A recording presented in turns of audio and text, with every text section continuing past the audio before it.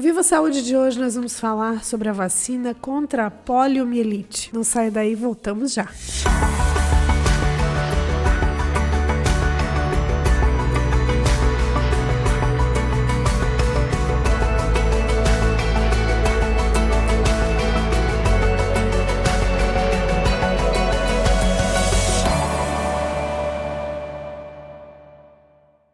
Iniciamos então mais uma edição do Viva Saúde, nesta edição falando sobre um tema que é muito interessante. Precisamos trazer esse tema à pauta, a vacinação, e em especial a vacinação contra a poliomielite.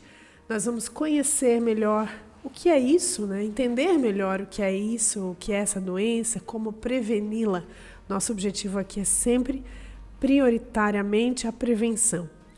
E antes de apresentar as nossas convidadas de hoje, quero agradecer nossos apoiadores, Unicred e Maria Rocha.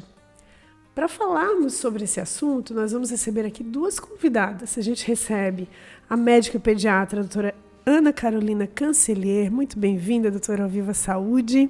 Obrigada. E também a Janine Cristine Koenig de Lima, que é presidente da subcomissão da Polio Plus, do Distrito 4.652 do Rotary. Nós vamos saber por que o Rotary também está envolvido, né, Janine? Mas ao longo dessa conversa, né, a gente esclarece ao nosso público. Sejam muito bem-vindas. Vamos falar, então, dessa questão, né, da vacinação contra a poliomielite, que nos parece tão familiar, né, quando a gente fala sobre isso, mas, ao mesmo tempo, a gente sabe que a vacinação, ou os índices, né, de vacinação ao longo do tempo não têm sido tão expressivos quanto se espera. Quero começar perguntando para a doutora Ana Carolina. Doutora, qual a importância da vacinação para o bem-estar das crianças, para a saúde dos pequenos? Então, vamos pensar na vacinação como um grande escudo, né, contra a maioria das doenças. E a gente tem que pensar principalmente que a gente diz que a vacinação é uma espécie de um pacto coletivo para a saúde. Então, não adianta uma pessoa se vacinar se os outros não se vacinam. A gente espera uma taxa de vacinação para que a gente consiga ter uma cobertura adequada de 95% ou mais do público-alvo vacinado, o que, infelizmente, a gente não está tendo para a maioria dos imunizantes que a gente tem no Brasil atualmente, com diferenças de algumas regiões. Mas vacinar é importante, manter a vacinação em dia é importante e ampliar a cobertura vacinal é extremamente importante também. Quando a gente fala da poliomielite, a vacina, ela é, como eu disse, né, ela nos soa como algo familiar. A gente cresceu ouvindo, né, sobre a importância da gotinha, né, da vacina da gotinha. Ela está muito associada, né, a essa questão da gotinha, né? Eu queria te perguntar, antes de perguntar para a Janine sobre esse movimento que o Rotary faz, eu queria te perguntar sobre o que é a poliomielite, essa doença, né, que ainda traz, de certa forma, um risco. Ela não foi erradicada, como muitas pessoas já pensam, né? O que é a poliomielite e falar da importância da vacina. Então, a poliomielite ela é uma doença causada por um vírus, pelo poliovírus, que é transmitido de pessoa a pessoa por via feco-oral, que a gente fala. Então, contato através de mãos, da boca, contato habitual, como a gente adquire qualquer outra enterovirose, até o próprio rotavírus ou norovírus. Mas o poliovírus é um vírus especificamente que ele inicia com um quadro de febre, um quadro como se fosse um quadro gripal e evolui com um quadro de paralisia, que pode deixar sequelas para o resto da vida. Então, a gente sabe de inúmeras situações, né, de pessoas que tiveram sequelas, inclusive pessoas que ficaram sem conseguir respirar durante um período e precisaram ficar ligadas a aparelhos para que isso acontecesse. Então, são sequelas para a vida toda que são preveníveis por vacina. Então, tu falasse muito bem da questão da vacina, que a gente se acostuma, né? O Zé Gotinha foi o grande ícone das campanhas de vacinação do PNI, né? Desde 1980, e foi quem conseguiu ampliar as nossas taxas de cobertura, que deixaram o Brasil assim, num patamar bastante interessante com relação ao mundo todo em cobertura vacinal e programas de imunização. O nosso Programa Nacional de Imunizações está desde 1973 fazendo esse trabalho bonito, né? Então, a gente quer que isso cada vez mais se amplie e se mantenha até para que as crianças não fiquem mais doentes e os adultos também não. Sim. A paralisia infantil, ela está diretamente ligada à poliomielite, né? Sim, a paralisia infantil é a sequela principal da poliomielite, que depois vira paralisia de adulto, né? Sim. Porque daí se irreversível, né? Irreversível. É um quadro irreversível. Sim, impacta na vida toda, né? Pela vida toda. Janine, vamos falar desse movimento que o Rotary faz na distribuição de vacinas e também na conscientização, né? Como é que é esse trabalho? Então, hoje nós somos mais de 1.200.000 rotarianos a nível mundial. E o Rotary abraçou essa causa da campanha e investimento da poliomielite há mais de 30 anos. Nós estamos trabalhando para que a polio seja erradicada, assim como a varíola, que foi uma doença erradicada, né, doutora? Então, enquanto existir um país endêmico, enquanto existir uma criança portadora da poliomielite, nós continuaremos com a campanha e investindo nessa vacina. Hoje, o Rotary trabalha principalmente com campanhas motivacionais, de conscientização e o investimento financeiro. Esse investimento financeiro, mesmo o Brasil sendo um país não mais portador da doença, mas ele corre o risco porque nós ainda temos 2 países endêmicos ainda, que é o Afeganistão e Paquistão, com 6 casos no primeiro semestre de 2023.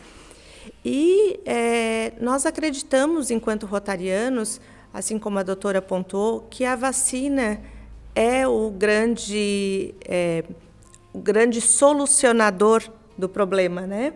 E esses 2 países são países que sofrem ainda muito questões políticas. Então, nós precisamos investir bastante em vacinas, em campanhas, e todo o trabalho desses mais de 1.200.000 rotarianos a nível mundial é um trabalho de fortalecimento do investimento.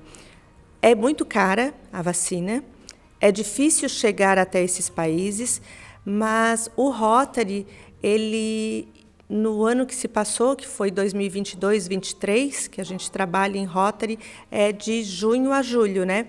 Nós investimos $2 milhões, isso junto com a Fundação Bill Gates e Melinda Gates. Então, a cada $1 investido pelo rotariano, eles equiparam a 2. Então, Isso para compra de vacinas. Para compra de vacinas. E distribuição isso gratuita. somente em recurso financeiro para as vacinas, fora o voluntariado. Porque o Rotary é um clube de serviço de profissionais que trabalham nos projetos humanitários a nível mundial. Uhum. Sim. Então, fora as horas contabilizadas de voluntariado. É muito interessante porque a gente percebe que, independente da região, independente do lugar, tem essa voz única, né, falando, né, esse movimento único, coletivo, que a doutora muito bem colocou também, né, que a vacina, ela tem esse mote, ela tem esse objetivo, né, ela mobiliza o coletivo. E o Rotary faz isso, né, de uma maneira muito coordenada. Inclusive, é o que amanhã nós estamos indo fortalecer um termo de cooperação técnica entre Estado e Distrito de Rotary. O nosso Distrito de Rotary, aqui o 4.652, ele abrange 113 clubes. E não são em todos os municípios que nós temos clubes de Rotary, não são em todos os municípios do estado de Santa Catarina. Mas o nosso objetivo, como a doutora apontou, é nós atingirmos uma marca acima de 95% de vacinação. Então, nós vamos implementar um termo de cooperação técnica que existiu o ano passado com a Secretaria de Estado de Saúde, para que realmente a gente consiga atingir essa meta é muito importante para o rotariano. A partir do momento que nós erradicarmos a polio, nós garantimos que nós cumprimos com a nossa palavra. Sim. Interessante. Doutora, eu quero te fazer uma pergunta. A Janine falou do Afeganistão e do Paquistão, né? Onde isso ainda tem essa vulnerabilidade, né? Esses casos reais, né? De poliomielite. Se o Brasil ele está em outro patamar de imunização, ele tem já essa cultura de imunização que faz diferença nesse cuidado com as crianças, por que há essa preocupação? Né, quem está nos ouvindo, assistindo, pode estar pensando, mas está tão longe isso, né? Não tem nada a ver comigo. Por que esse pensamento não é verdadeiro? Porque quando a gente tem taxas de cobertura vacinal, como a gente está atualmente, a gente tem locais do Brasil que a gente não está chegando a 70% de cobertura vacinal contra a polio. A gente tem um risco de a gente ter mutações no vírus, no próprio vírus da vacina, que podem causar a doença. E, assim, a gente está num mundo globalizado, as pessoas viajam, a gente tem os aeroportos, então, assim, é muito fácil desses vírus serem transmitidos de pessoa para outra, ou de andarem, né, assim, serem levados de um local ao outro.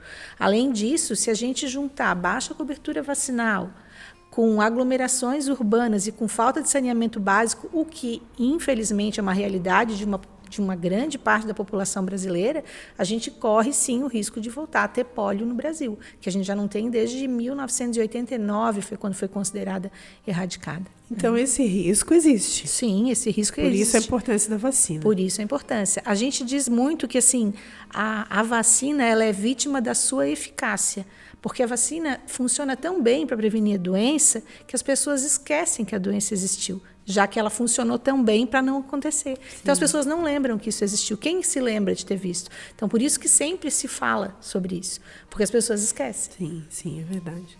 Isso se aplica a outras doenças também, né? Deixa eu falar melhor depois, mas queria perguntar para a Janine, como é que é feita essa distribuição, Janine? Tu falasse, né, desse investimento que conta com a iniciativa privada, né, com essa mobilização toda para aquisição das vacinas. Isso é distribuído gratuitamente, 100%, né? 100%. Como é que é a logística disso? Assim, que canais são utilizados para fazer essa distribuição? Nós temos a Fundação Rotária. É um projeto que foi criado na década de 80, dentro do Rotary Internacional, e a partir de todo o investimento que chega na Fundação Rotária, destinado a pólio, é daí determinado para esses países. Inclusive para o Brasil. Inclusive para o Brasil. O Brasil recebe a vacina por meio do Rotary. Sim. Então, existe toda uma política junto com a ONU, já que o Rotary tem um assento, né, na ONU, e é então direcionado esse recurso através da Fundação Rotária. Eu quero fazer uma pergunta para a doutora. Essas taxas de vacinação, elas têm caído, têm diminuído ao longo dos anos, né? Tenho a impressão de que as pessoas realmente elas acham que talvez não priorizam como deveriam a vacinação, né? A vacinação realmente é uma das melhores formas de prevenção, né? Mas por que isso tem acontecido então, doutora? Qual é um comportamento da sociedade? Não é um pensamento geral? Algumas pessoas são mais conservadoras e priorizam a vacina. Como é que é isso? Como é que tem visto, assim? Vai me colocar numa saia justa. Eu estou colocando as duas numa saia justa, juntas. Assim, ó, a gente sabe que aquilo que eu falei até anteriormente, assim, a vacina é vítima da sua efetividade, da sua eficácia, enfim. Já que ela funciona tão bem, as doenças não existem mais, as pessoas começam a desacreditar. Doutora, dá essa impressão. Então, assim, eu já escutei, por exemplo, de um pai de um paciente dizendo para mim assim, ó, sarampo não existe, foi inventado, porque eu nunca vi nenhum caso de sarampo. Então, assim, quem nunca viu sarampo, acha que sarampo não existe, é como se fosse uma história da carochinha. Né? Então, a gente já vinha vindo essas taxas caírem. Por volta de 1980, teve artigo catastrófico publicado numa revista que ligou vacinas ao aparecimento do autismo. Depois isso foi comprovado que não era verdade, e inclusive os pesquisadores perderam o registro profissional, a revista que publicou se retratou publicamente, mas a gente sempre diz assim, o que é bom as pessoas não lembram. Se a gente fizer tudo certo uma vida inteira, todo mundo vai dizer, tudo bem, fez tudo certo. Se eu fizer uma coisa errada, todo mundo vai lembrar daquela coisa. E é isso que acontece. Então, ali começou todo o movimento antivacina. E aí, o que a gente tem hoje em dia é um grande movimento antivacina mundial. A gente, infelizmente, passou nos últimos 4 anos por uma situação de pandemia onde muitos desacreditaram na ciência e onde, assim, carregando atrás, assim, como se fosse um cometa, assim, a desacreditar na vacina da Covid e começaram a desacreditar em todas as outras vacinas. Então, a gente viu isso acontecer, infelizmente. Tem uma influência, então, desse momento? Tem, isso é uma coisa que já se sabe, assim, né? Tem realmente, porque assim, aí vai levando, já que essa aconteceu, já que tem essa questão toda com relação a essa vacina, as outras também talvez não, e começa a acontecer isso. Então, a gente tem os dados do ano passado, por exemplo, a gente tem a poliomielite, não chegou a 85% de cobertura vacinal.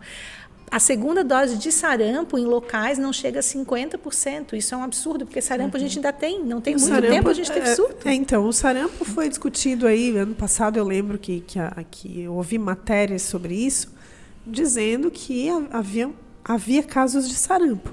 Sim, até uns 3 ou 4 anos atrás, as crianças, muitos devem lembrar que as crianças ainda fizeram o que a gente chamava de dose zero de sarampo, que era feita aos 6 meses, por causa de um surto em Santa Catarina. E há 1 ou 2 anos, há um ano e meio atrás, essa dose zero caiu e voltou à dose tradicional, que são as 2 doses com 12 e 15 meses.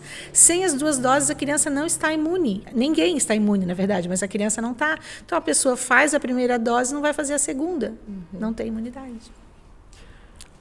Tem uma informação também de que a vacina da polio vai mudar, né?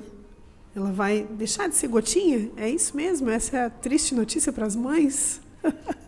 Então, nós já temos toda a aprovação pelo Ministério da Saúde, né? Que a partir de 2024 nós passaremos da VOP, que é a vacina oral, para a VIP. E o que vai mudar daí no calendário vacinal é que a criança hoje ela faz a primeira dose aos 2 meses, depois aos 4 e aos 6 meses. E depois daí tem os reforços na campanha, né, que é a via oral, e vão passar então a partir de tomar um reforço injetável com 15 meses. Nós vamos ter essa mudança. Aí não tem mais gotinha. Daí não tem mais gotinha. E ainda vamos trabalhar com gotinha este ano, porque ainda existe, né, a aquisição dessas vacinas. Sim, sim. E tudo isso por conta do que a doutora pontuou, né? Nós ainda corremos o risco de existir mutações. Então, essa vacina via oral pode estar existindo as mutações e, como temos muito problema de saneamento básico, esse vírus pode, através das fezes, ir para os rios, para a água, contaminar a água. Nesse sentido, né, doutora? Então, essa vacina precisou mudar a sua logística, a sua apresentação, vamos dizer assim? São vacinas diferentes, né? Quando a gente fala da vacina oral contra a polio, a gente está falando de uma vacina de vírus vivo atenuado. Então, são vírus vivos que vão determinar uma imunidade dentro do trato gastrointestinal. Então, era importante, em períodos de surto, para a saúde pública, foi uma vacina que funcionou muito bem, porque além de imunizar a criança, imunizava as crianças ao redor que não tivessem sido imunizadas. Quando a gente tem muitos casos e precisa erradicar, esse tipo de vacina funciona bem e ela é bastante eficaz, já que é vírus vivo atenuado. Quando a gente já tem alguns anos que já tem se indicado a utilização da VIP, que é essa injetável, que é uma outra vacina, é uma vacina de vírus morto, né? Vírus inativado ou morto. Então, essa vacina promove uma excelente imunidade sem o risco de eu estar com vírus vivo vacinal, que não causa doença, mas nessas situações de baixa cobertura vacinal, falta de saneamento básico, aglomerados urbanos, tem risco, sim, desse vírus vacinal sofrer uma mutação e se transformar no vírus selvagem e causar doença. Então, a gente está num estágio de doença no Brasil, já que a gente não tem tantos casos assim, né? Não tem nenhum caso, a gente está num estágio em que é mais seguro que a gente utilize uma vacina que não corra esse risco, porque a gente está realmente com esse problema de baixa cobertura vacinal e todas essas outras questões que eu falei. Então, as crianças já recebem há algum tempo essa vacina aos 2, 4 e 6 meses. Recebem essa injetável, a injetável, né? Isso, que é essa que chama VIP, né? Então, elas já recebem e elas só começam a receber a vacina polio oral com 15 meses, começavam. E daí recebiam aqueles na campanha, daí há 4 anos recebiam reforço de polio oral. O que aconteceu agora? Se retirou a polio oral, vai sair completamente a partir do ano que vem, e as crianças vão receber só as 3 doses antes de 1 ano e o reforço com 15 meses. E não vão precisar mais tomar, porque vai ser suficiente para imunizar. Então, não muda só a apresentação, né? Muda o conteúdo, totalmente, né?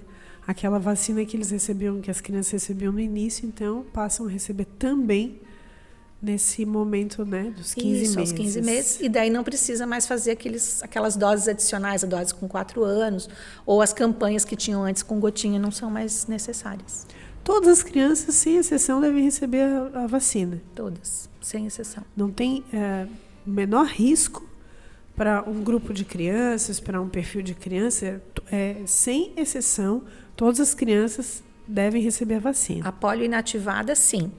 A vacina polio oral já tinha suas contraindicações, como todas as vacinas de vírus atenuado, que são imunodeprimidos, crianças que convivem com HIV e que estão imunodeprimidas, ou que têm contato com pessoas imunodeprimidas, por causa desse risco de, como é um vírus vivo, embora atenuado, em quem não tem um sistema imunológico competente, poderia causar doença. Já elas transmitirem Exatamente.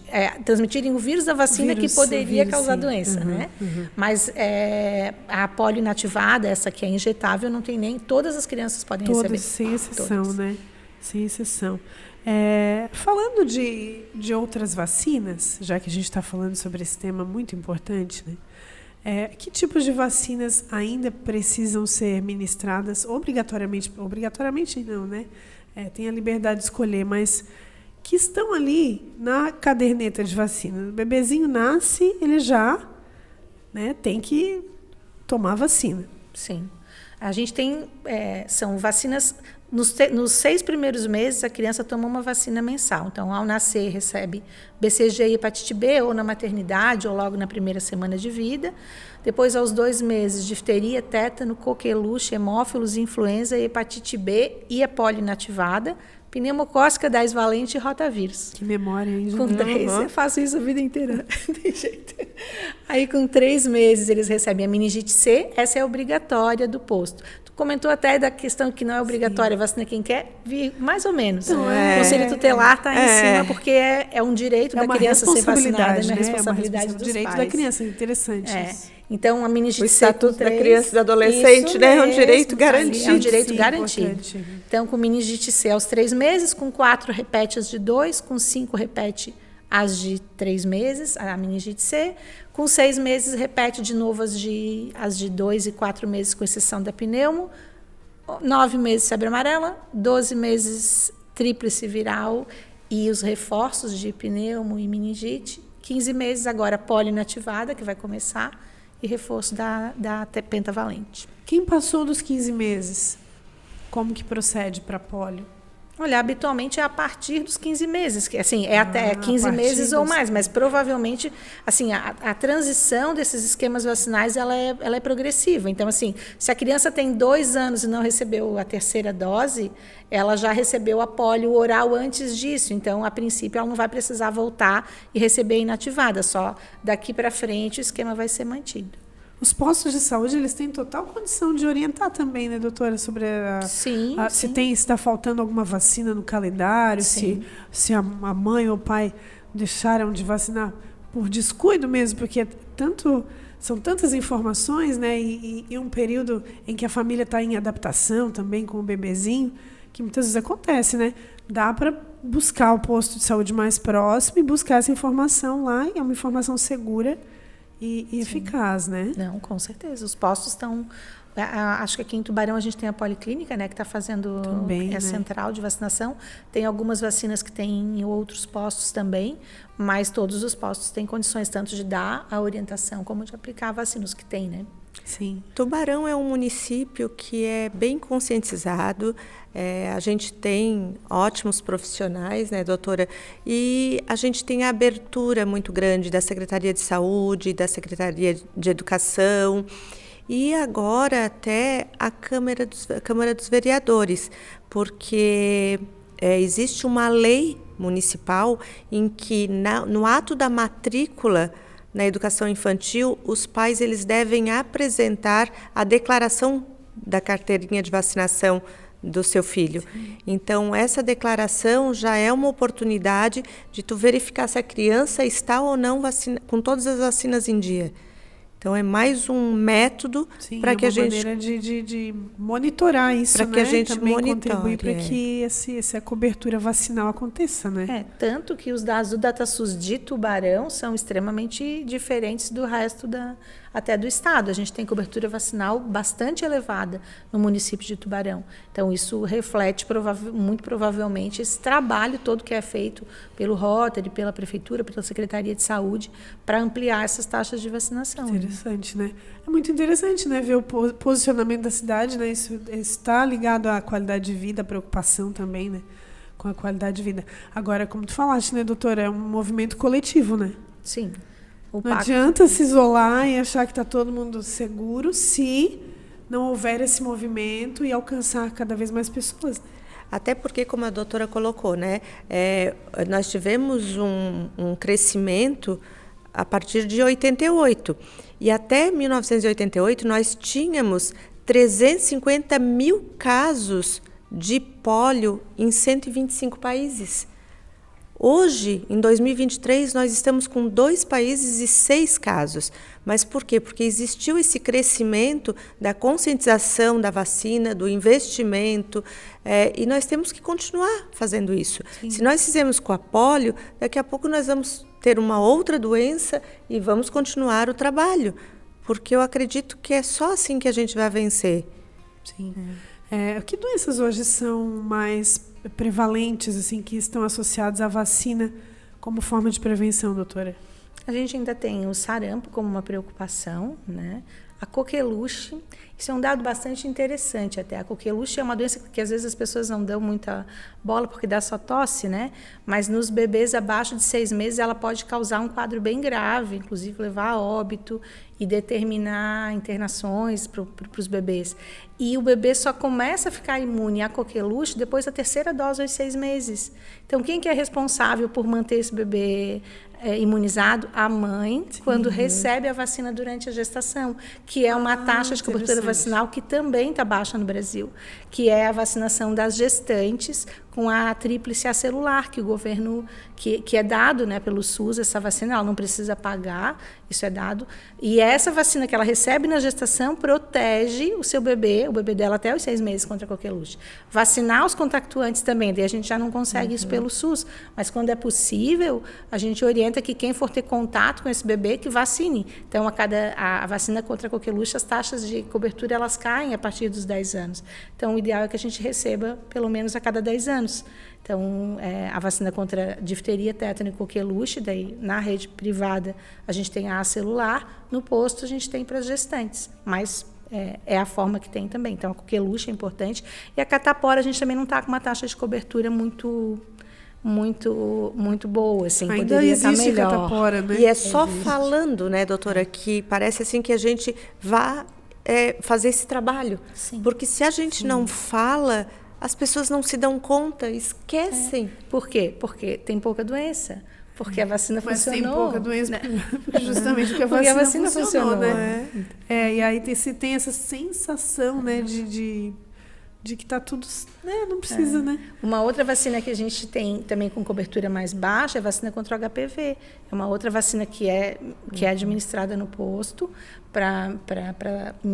a partir dos 9 anos, né? Para os escolares, para adolescentes, E a taxa de cobertura também é baixa por problemas de desinformação, por mitos com relação à vacina. Então, assim, a gente precisa de todo mundo, de toda a sociedade falando sobre vacina, porque a gente, quando está no consultório, o nosso papel também é esse. Quando nos dizem, não, eu acho que eu não vou fazer essa vacina porque essa vacina fez mal, aí a gente tem que ir atrás e dizer, mas por que tu acha que aconteceu isso?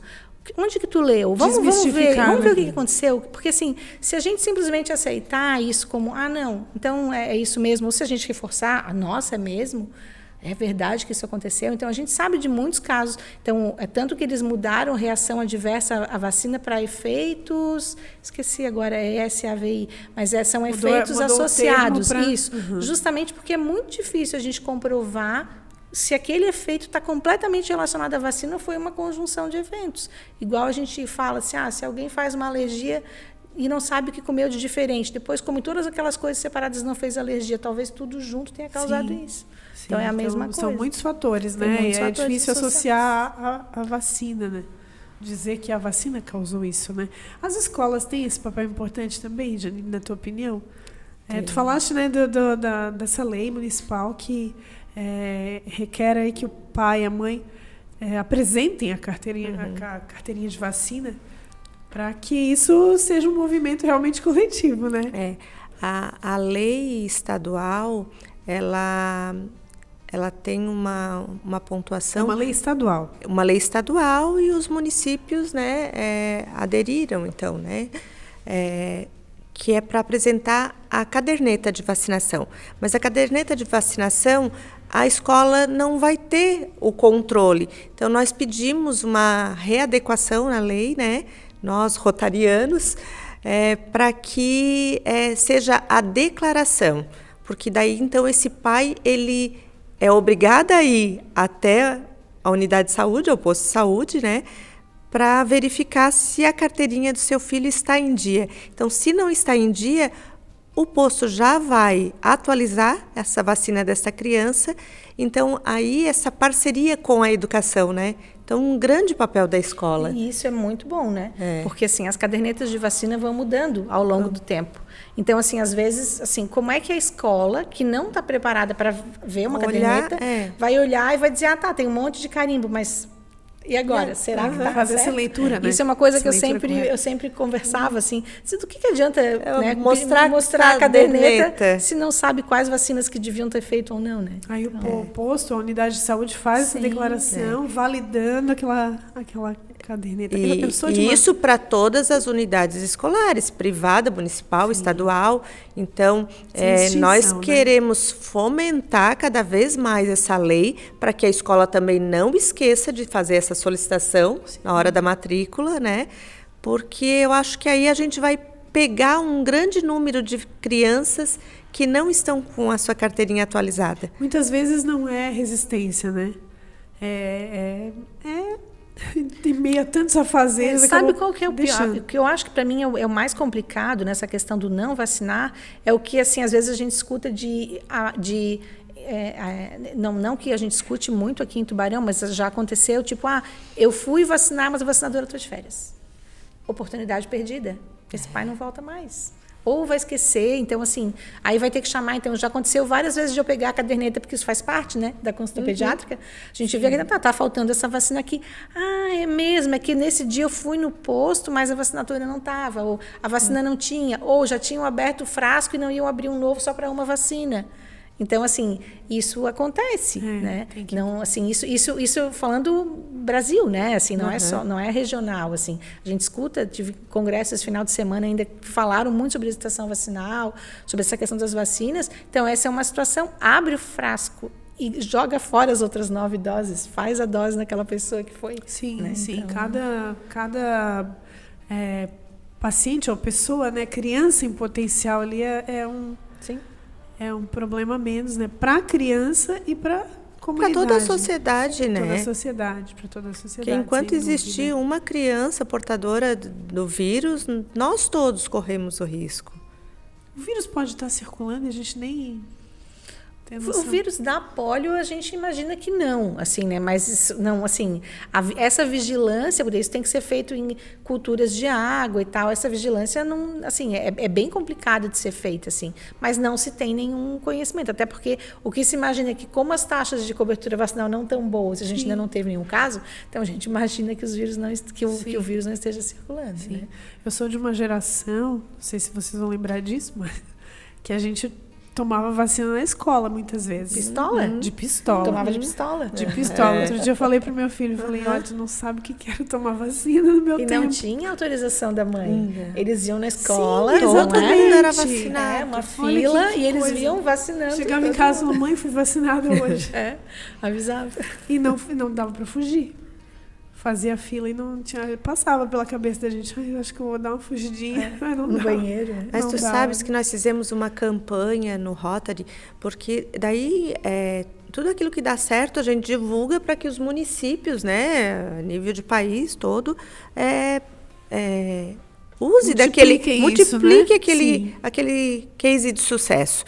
E nós tivemos ali no início da pandemia, quando retornou às aulas, né, a campanha da polio. E não existia transporte suficiente para levar as vacinadoras, mais o material ali, a vacina, para as escolas. E nós, então, nos colocamos à disposição para fazer esse transporte. A escola entrou com... A estrutura, né? não só com a estrutura, mas também com as autorizações. Que doenças foram erradicadas já, doutora? A doutora falou, vocês falaram de uma. A gente tem a varíola, né? Que foi erradicada.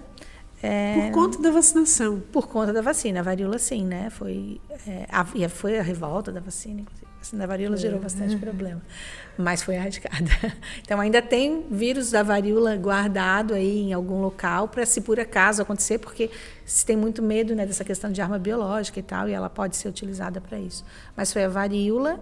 E, a princípio, dessas que a gente tem atualmente, não dá para a gente considerar o sarampo erradicado, e a polio a gente foi considerado como erradicado, mas ainda com vacinação. Né? Ainda. Para a gente reforçar essa segurança para os pais e mães, né, que podem estar nos ouvindo, nos assistindo, e pensem assim, bom, eu entendi que eu preciso vacinar, mas eu queria entender melhor como é que se processa uma vacina, né? Como é que é esse processo de vacina? É um processo científico. Sim. Que requer aí muita pesquisa, né? Muito critério. Como é que é, doutora? Sim, assim, as vacinas, assim como muitos medicamentos, eles passam por vários estágios, né, de desenvolvimento. Então, a gente tem o que a gente chama de estágio 1, que geralmente são poucas pessoas, e ele vai especificamente ver a segurança e a capacidade da vacina determinar imunogenicidade. Então, primeiro lá eles dizem, a vacina é segura e causa imunogenicidade.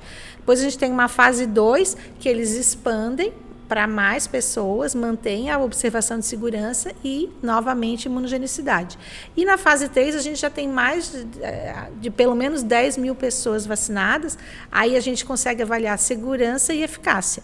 A partir da fase 3, qualquer medicamento é liberado para a utilização, porque daí ele vai para o que a gente chama de fase 4, que é para ver como é que ela funciona na população. Isso vale para qualquer medicamento e para as vacinas também. Então, é um processo que não é um processo, ele é todo sistematizado, assim. Sim. Então, é um processo bastante criterioso. Bastante criterioso e, por conta disso, bastante seguro, né? Sim, com certeza. Bastante seguro. Nenhuma vacina é liberada, a primeira coisa que é feita é a segurança. Então, se lá no primeiro estágio ela não for segura, ela já nem continua o processo. Então, ela tem que ser segura. Quais são as principais dúvidas que chegam para ti no consultório dos pais e mães, né? Chega muita dúvida, chega né, bastante. doutor? Mas tem muita Independente dúvida. de vacina, chega muita Chega, dúvida. assim, ó. Mas tem muita dúvida com relação justamente a, por exemplo, eventos colaterais da vacina, ou se a vacina, crianças alérgicas podem tomar a vacina. Então, esse é um questionamento que se faz muito, assim, mas o que a gente sabe é que, por exemplo, tem algumas vacinas que são desenvolvidas em embriões, né? Então, que teriam traços de ovo, né, na sua formulação. Então, se pergunta se a criança que tem alergia a ovo pode tomar a vacina? Pode. O que é raro, né? É raro. É muito raríssimo. raro, né? Mas pode. Então, assim, o alergista libera, e a gente sabe que, assim, a não ser que ela tenha uma reação anafilática grave, não existe nenhuma contraindicação a fazer a vacina. né? Inclusive aquela orientação, tem que comer ovo antes de tomar a vacina, tem que ter tido contato, né? Porque, tipo, a primeira vacina... Como é que vai saber ovo, que tem alergia ao ovo, a né? primeira vacina... Mas aí tem isso e eventos colaterais, né? Que a gente tem, por exemplo, das vacinas que a gente tem atualmente, a vacina que é considerada mais reatogênica é a coqueluche celular, que está junto com a pentavalente, que é aplicada no posto, que pode dar febre alta, a criança fica irritada. Contornável com medicações, não é nenhum evento colateral. Passa, né? Passa. Vale mais a pena isso do que as consequências de uma doença, né? Janine, a gente está quase chegando no finalzinho dessa conversa. Quero te perguntar como tem sido para ti levar informação para as pessoas, né? E eu sei que tu tens feito esse circuito assim, né? Ido nos lugares e feito palestras, inclusive, sobre a vacina, né? Como tem sido essa experiência para ti? Então, é uma experiência única. A gente tem que estudar bastante, porque, imagina, estou aqui ao lado da doutora Ana, que está nos trazendo todas as informações científicas, né? Eu não sou da área médica, sou psicóloga, mas a gente vai fazendo o trabalho enquanto voluntária. Eu acredito que a gente vem crescendo muito. Nós, ao longo desses anos, temos atingido o nosso objetivo enquanto fomentar, enquanto conscientizar. E a gente está tendo esse crescimento da conscientização, tanto que estamos aí com o Brasil já erradicado, né? E nós temos no Rotary 5 motivos que eu gostaria de deixar registrado aqui e que são 5 motivos para erradicarmos a polio. Então, que a nossa doação, ela transforma vidas, e transforma porque esse investimento aí, com hoje mais de 20 milhões de pessoas que teriam ficado doentes sem estar caminhando, e nós conseguimos fazer com que elas não tivessem a doença. A nossa doação e a sua doação é um investimento no futuro. A sua doação melhorará a vida da saúde infantil. A sua doação diminuirá os custos de serviços de saúde.